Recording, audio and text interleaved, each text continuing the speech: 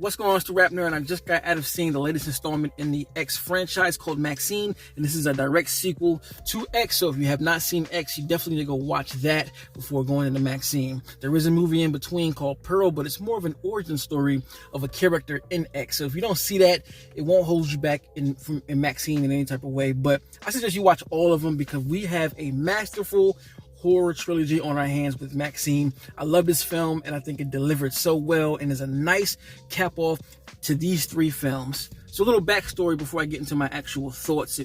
This movie follows the ending of X when MaXXXine escapes the stuff that happened. Don't want to spoil it for those who haven't seen it, but she escapes that and she's on to Hollywood to make a name for herself and be a movie star.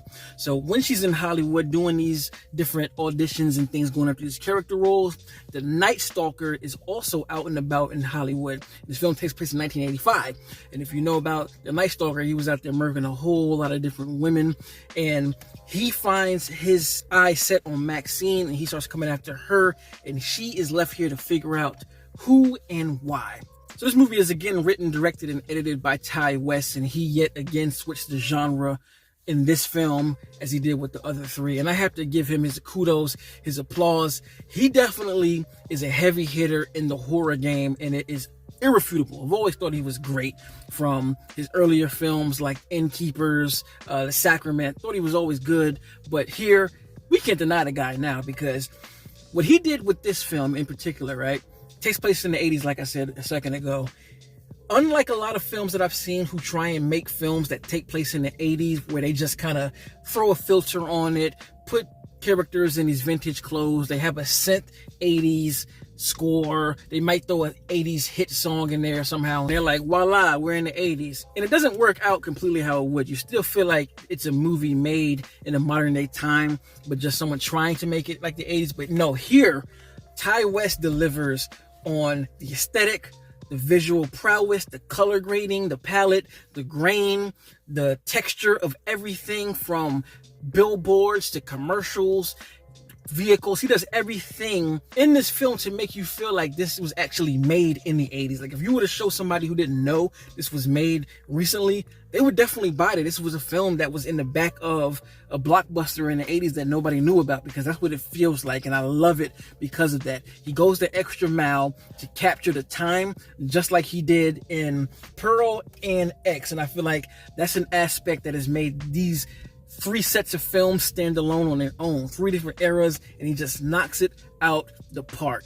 I'm in awe by that, and just because of how well he captured it, this movie was already a send-off for me. So second thing I'm going to get into is the genre of film. Like, this has been a big thing about this movie. A lot of people have put it in different categories. Some have said, you know, it's just straight up horror. Some have said it leans more towards a giallo. Some have said it's a crime thriller. And what I have to say is I don't think it's just one of either of those things. I think it's a mixing of all three. And to me, the film is just homage to 80s horror, period. Because if you watch 80s horror, shit can be out there sometimes. You can start at point A, and by the time you're at point Z, you're like in a whole different movie. Because it has so many different things and aspects of the 80s thrown in there that I could see why some people don't like it and may look at it as a mess and too many ideas at once. But Ty is so particular with everything that he does that I just look at it as this was purposeful. Like I said, 80s films are out there. I've watched some films that start out as a giallo film where you follow the killer in his point of view with the black gloves and the mask and the neon-soaked lighting with the close-up kill so you don't know who it is. And then a few scenes later, somebody's doing kung fu. No lie, I've seen it happen before. And the movie I'm talking about specifically is this joint called Pieces, which is also a giallo film. If you've seen the film, there's a guy in the movie acting like Bruce Lee, which he also pays homage to in a quick B-roll shot, which I thought was dope as hell. And obviously the film does lead with the giallo aspect, introducing the Night Stalker and having these different detectives trying to figure out who he is, and MaXXXine having to do her own research as to who this person is and why. So, you know, it definitely drives that home. And I guess if you wanted to latch it onto something, you could say it's a giallo slasher. But as the movie goes on and the story kind of opens up more and more, there are a lot of different things thrown in here that I don't want to spoil. I mean, by the time you get to the third act, it is the wild, wild west of 80s horror and different things that I've seen take place in movies. So to me, none of this is out of nowhere. And what I also like about it is it's a movie about movies. I just love films that do that. It's one of the reasons why Scream 3 is one of my favorites in the franchise and movies, period, because when you put these characters in a setting to where they're playing a character wanting to be in a movie, you can really pull back the curtains of Hollywood and show things that you wouldn't be able to do without being in that setting. And this movie definitely does that. And it being that way is why it makes MaXXXine shine so much more, because if you've seen her in X, you remember in that film, she was kind of naive and just open to anything because she just wanted to be a star and didn't know anything about it, where you can see how those moments of that film transitioned her now to when she's in Hollywood.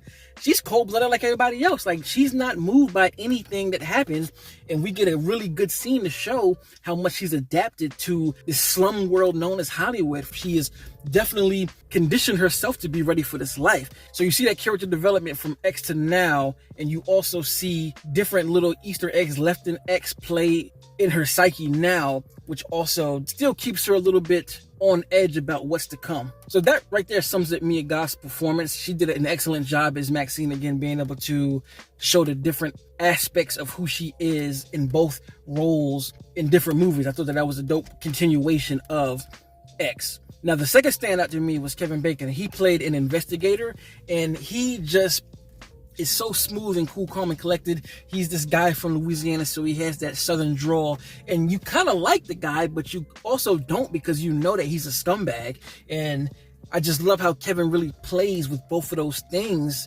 to put the audience on a tightrope as to what to expect from him.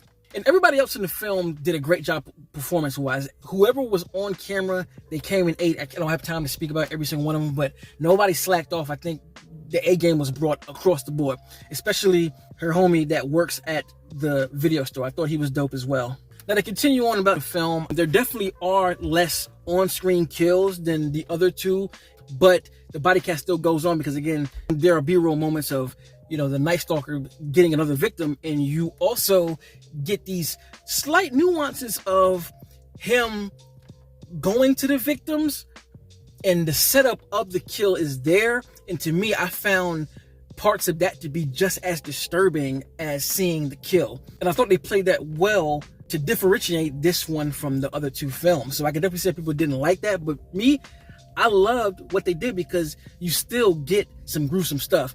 There is one kill in particular here when I was watching the film, and I was, I'm digging it, I'm liking it, but the way it was shot and executed, it turned my love all the way up. Like, yeah, I love this film. Ty is cooking here. It happens in the middle of the film, and they go full on giallo kill here.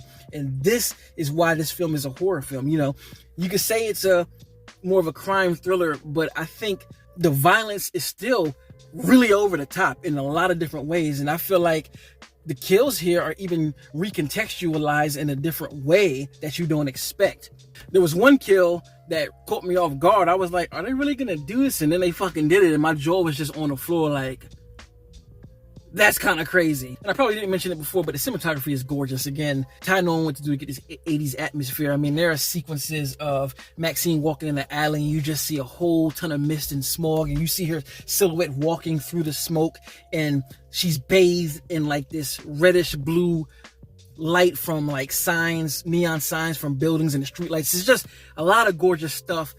All in all, this film, it is a visual spectacle, a feast for the eyes if you're into cinematography. One of the biggest things I loved about the film, the framing, everything is just so gorgeous. And I personally love how insane the third act got, how left field it gets to where you're just sitting in your seat like, what the hell is happening? This movie kept me on my seat the entire time because I really didn't know which way it was going to go. But there is a nice tie-in with the other films that I really enjoyed. And I was like, this is good. I had an idea, but it wasn't what it ended up happening. So I love this film, and this is a great trilogy. This is a pre-order on Blu-ray as soon as that link pops up because I dug it. Like, this is a film I know for a fact is going to get better the more I watch, because I even feel like the writing is a little bit more poetic than the other two. And That says a lot because the other movies are written well, but I think this movie is written in a way that gives you a lot of quotables to apply to your own life. You know, the same way X was talking about sexuality and Pearl was talking about your self-worth. This film is a culmination of all of those things and more, and I see why it was written like that, to combine all three films. So I loved it. Let me know in the comments what you thought about MaXXXine. Did you like it? Did you hate it? Where would you rank the three films if you had to? I'll probably do a quick ranking for those soon. And as usual, if you like this kind of content, make sure to like, subscribe, and if you already are subscribed, thank you. Until next time, peace. RapNerd Productions, no capping, that's word to mommy.